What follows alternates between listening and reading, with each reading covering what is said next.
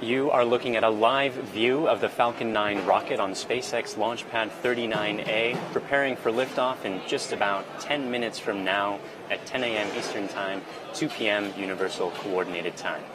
Welcome to the live webcast of the U.S. Air Force Orbital Test Vehicle 5 mission.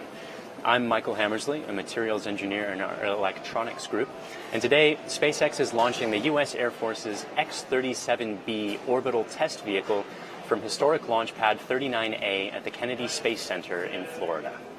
This will be the fifth launch of the X-37B and its first on a Falcon 9. The orbital test vehicle is an experimental program for a reliable, reusable, unmanned space test platform for the U.S. Air Force. The primary objectives of the orbital test vehicle are twofold: to demonstrate reusable spacecraft technologies for America's future in space, and to operate experiments which can be returned to and then examined on Earth.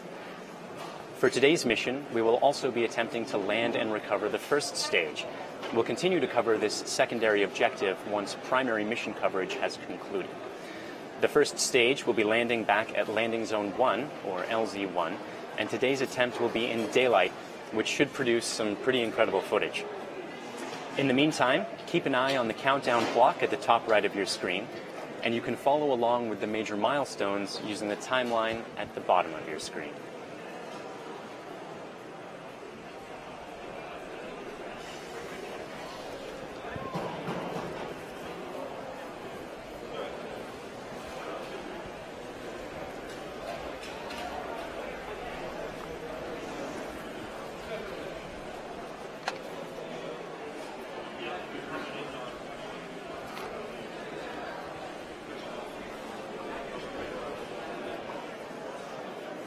Launch Complex 39A is the same launch pad that launched Saturn V, Apollo, and Shuttle. SpaceX leased the pad a few years ago and started launching from that pad at the beginning of this year. We've constructed a massive hangar nearby that can house both Falcon 9 and Falcon Heavy, which, of course, has 3 first-stage boosters instead of just the one. The vehicle was rolled out of the hangar and raised to vertical on the launch pad about 7 hours ago. Falcon 9 is a 2-stage launch vehicle. It comprises a high-strength aluminum first stage as well as a high-strength aluminum second stage, and they are joined by a composite interstage. The X-37B payload is housed in the fairing sitting atop the second stage.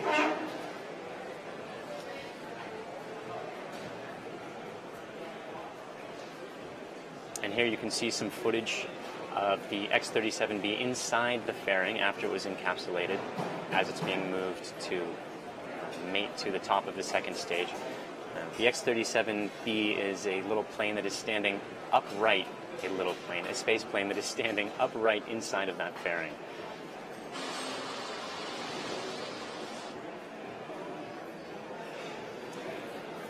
We're also attempting a land landing today 14 kilometers away from the launch site at Landing Zone 1 at Cape Canaveral Air Force Station. Landing Zone 1 is a concrete pad 100 yards across. It's the length of a football field. The first successful landing at that pad was nearly 2 years ago when we delivered 11 Orbcomm satellites to low Earth orbit. In total, we've had 15 successful landings, with the most recent occurring on August 24th of this year. Now, as mentioned before, we'll conclude coverage of the primary mission following separation of the second stage, but we'll continue to cover the landing attempt as the first stage makes its way back towards Landing Zone 1.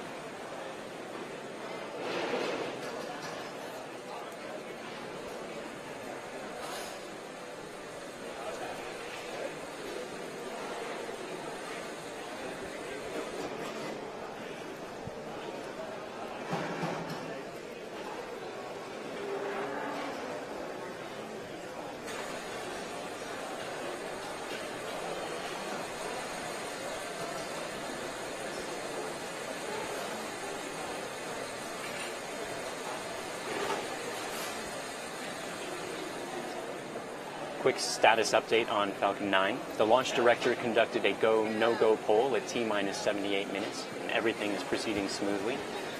Falcon 9 is still loading propellant. Fuel on both stages is complete. The fuel, of course, being liquid kerosene, or RP1, stands for rocket propellant 1, and oxidizer, which is our very cold densified liquid oxygen. First stage is about complete with liquid oxygen load. It's about 90–95%. Second stage is about 80%. The next major step is opening the pre-valve sitting between the stage 1 propellant tanks and the stage 1 engines in order to chill in the turbo pumps prior to ignition. And that's occurring right about now. Ground winds are looking very calm, and though we're watching some thick upper altitude cumulus clouds, at the moment we're still go for launch as far as weather's concerned.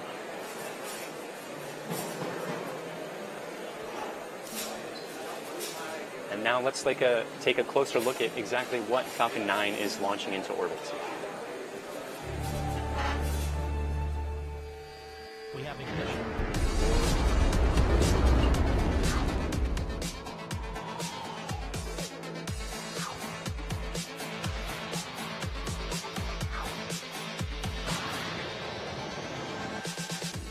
The X-37B Orbital Test Vehicle, or OTV, is the nation's first unmanned space plane. Managed by the U.S. Air Force Rapid Capabilities Office, the Boeing-built X-37B is a highly flexible testbed platform for a variety of on-orbit demonstrations. This reusable system allows hosted experiments to be returned, inspected, modified, and flown again at dramatically reduced cost. The X-37B testbed platform is unique because we can tailor our missions to specific user needs and return experiments back for post-flight inspection. The X-37B is designed to fly and test new technologies, reduce technical risk early in product design, and validate system performance. It has completed 4 successful flights, accumulating over 2,000 days of on-orbit demonstrations. The vehicle provides experiments with power, data, commanding, thermal, and attitude control. The X-37B has repeatedly achieved rapid experiment integration timelines, proving itself to be a responsive test platform. Leveraging the existing X-37B infrastructure and reusing the platform allows users to focus their investment on the experiment and developing new technologies. The Air Force Research Laboratory Hall Effect Thruster experiment highlights the value of this reusable spaceplane. This experiment, flown on OTV-4, validated performance enhancements that could only be tested in a space environment. Utilizing the X-37B enabled this complex experiment to be flown in less than 24 months. OTV-5 continues to advance the performance and flexibility of the X-37B as a space technology demonstrator. Today's launch of OTV-5 is the first flight of an X-37B on a SpaceX Falcon 9. The ability to launch the X-37B on multiple platforms will provide responsive and assured access to space. Following the OTV-4 landing in Florida, the program is consolidating launch, recovery, refurbishment, and experiment integration in the repurposed orbiter processing facility. This consolidation reduces processing time and positions the program to be even more responsive. The reliability, reusability, and responsiveness of the X-37B will fundamentally change how we perform future space missions. The X-37B, flying tomorrow's technologies today.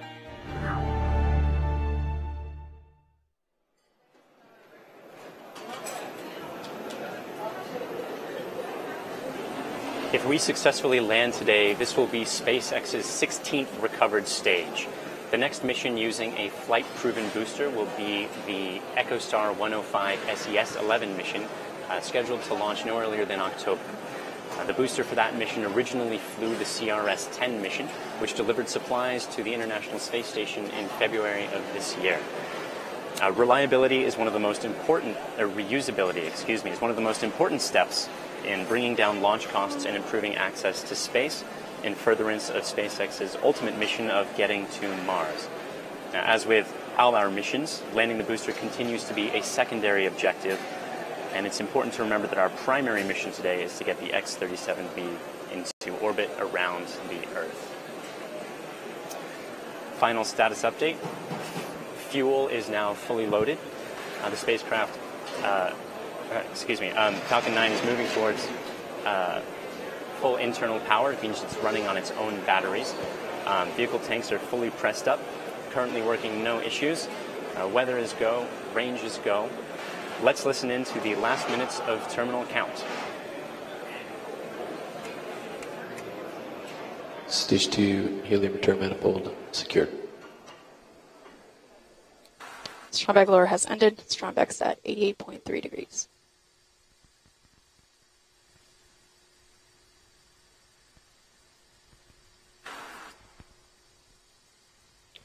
Stage 2 TBC motion nominal.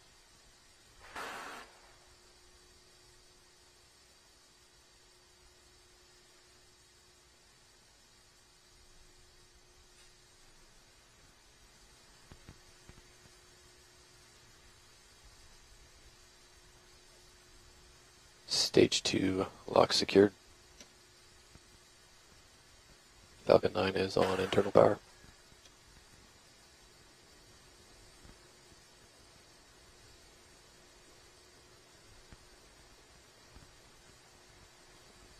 Vehicles in self-align. Ground gas closeout is started.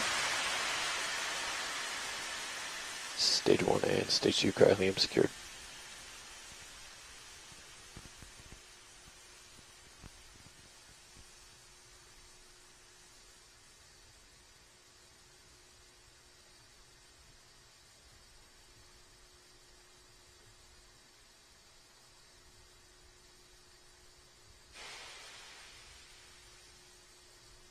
Gas closouts is complete. AFTS is ready for launch. Falcon 9 is in startup. Stage 1 and Stage 2 present for flight. LDs go for launch.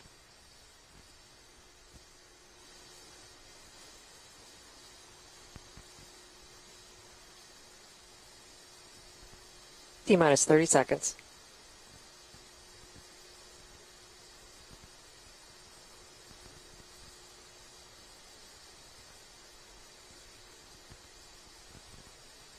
Stage 1 pressing 2 liftoff pressures.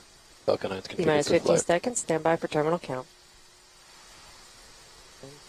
9, 8, 7, 6, 5, 4, 3, 2, 1.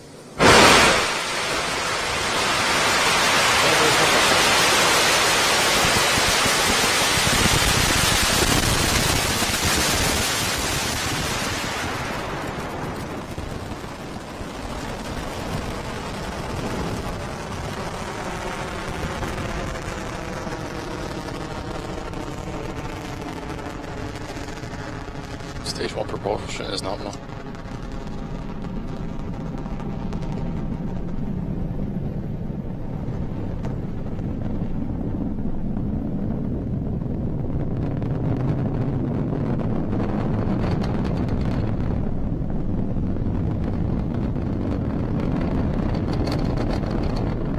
Power and telemetry nominal.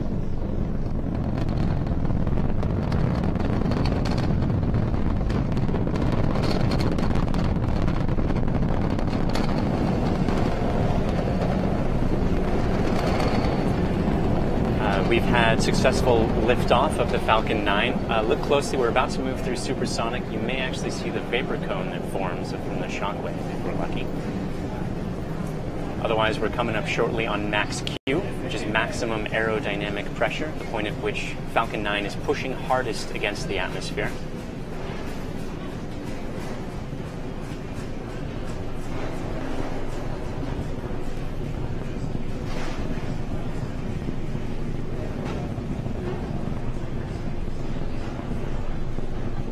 Impact engine tells me going. And there you heard the MVAC engine chill, which prepares the second stage engine for ignition.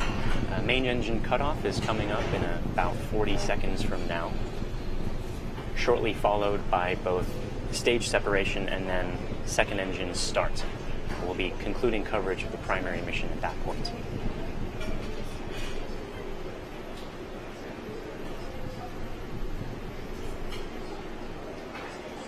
And minor countdown that second stage callouts will be performed on LVNet.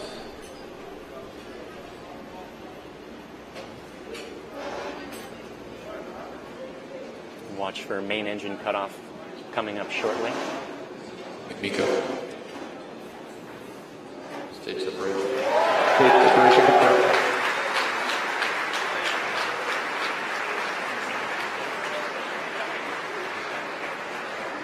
Now we've had successful second stage separation and ignition.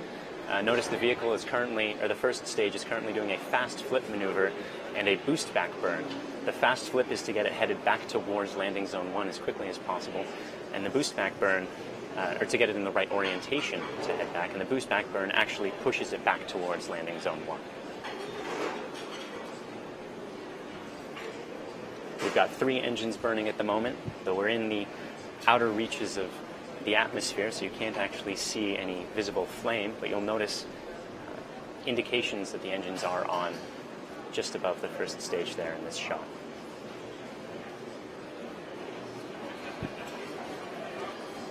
Stage 1 boost back burn shut down.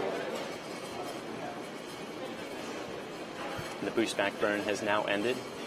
Notice that the vehicle is still climbing.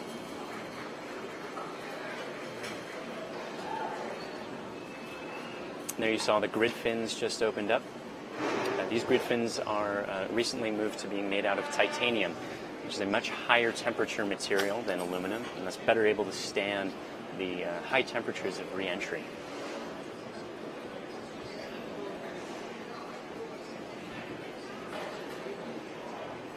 You'll also notice the brief spurts of what appear to be white smoke. Those are our nitrogen thrusters. Those control the orientation of the vehicle when the grid fins aren't able to, because there's no atmosphere. Grid fins, of course, requiring atmosphere to operate.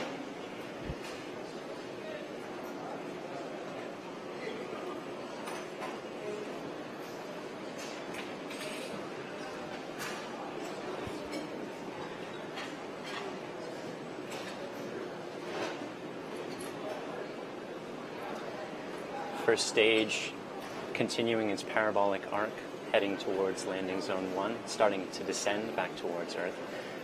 We're still about a minute and a half or so away from the re-entry burn, which is going to slow the vehicle down to only a couple times the speed of sound before re-entering the atmosphere.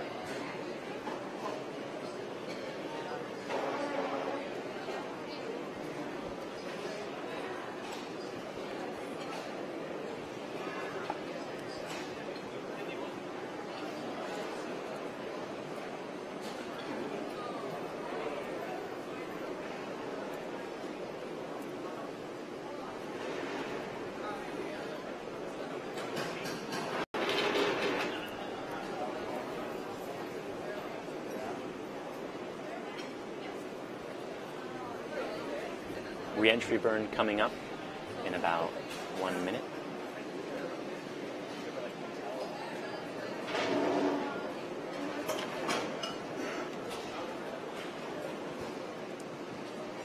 As you can see, the speed of the first stage is still rapidly increasing. The re-entry burn is going to slow that back down in order to keep those aerodynamic forces upon re-entry at a minimum.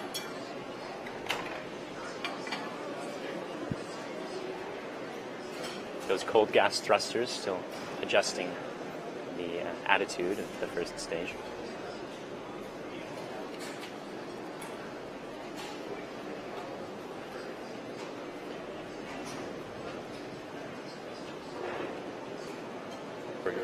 Entry started.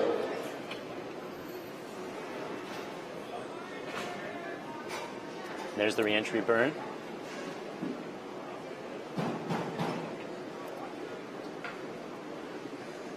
This will last for another 15 seconds or so, rapidly decreasing the entering velocity. Entry burn shut down. Successful conclusion of the re-entry burn. You can notice that's ground underneath Falcon 9 there, heading toward landing zone 1. We're about to slow back down through the speed of sound. You notice those vibrations as that is coming up. Stage 1 AFTS has saved.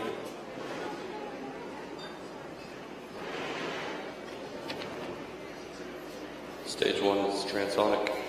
Coming up in just a few seconds now, we're going to begin the landing burn. That will slow the vehicle down for a gentle touchdown. Landing burn started.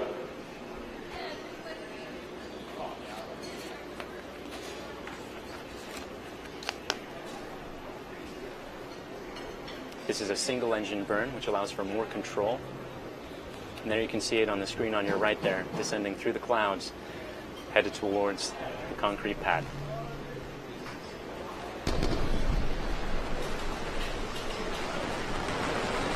Landing legs deployed.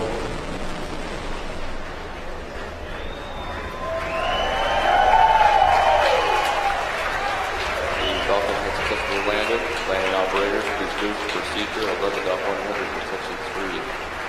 And there we had it. You can see the landing legs deployed. That's Falcon 9 standing proud at landing zone 1. At this point, with the successful landing of the first stage, we'll be ending today's webcast. It was a very smooth countdown. Everything proceeded nominally. The weather was looking potentially a bit tricky with those clouds, but ended up being a go. Smooth first stage ascent, smooth second stage separation and start, and then that beautiful landing that you just saw. So we'd like to thank the Air Force for today's mission and support, the range for also providing support, and to you for tuning in. If you'd like to join us at SpaceX, you can check us out at spacex.com/careers. Otherwise, look for updates on the next mission on our social platforms and on our website. Thank you again for joining, and see you next time.